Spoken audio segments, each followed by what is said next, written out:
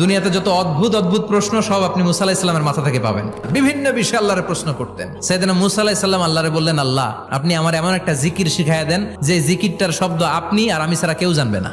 দিনে রাতে সব সময় এই জিকির আমি করব, আপনারে ডাকবো, কিন্তু শর্ত হলো এই জিকিরটা জানবে শুধু আপনি আর জানবো শুধু আমি। আল্লাহ বললেন, মুসা পড়ো লা ইলাহা ইল্লাল্লাহ। মুসা আলাইহিস সালাম কয়, মাবুদ এটা তো জাতীয় জিকির, সবাই জানে। আমি তো চাইছি এক্সেলেন্ট একটা জিকির, কারো কাছে নাই, শুধু আমি জানবো আর আমি পড়বো।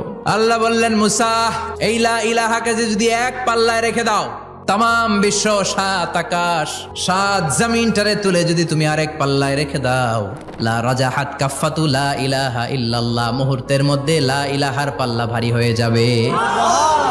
ও মুসা, তুমি যতই এক্সক্লুসিভ জিকির চাও, লা ইলাহার চেয়ে দামি জিকির আমার কাছে নাই।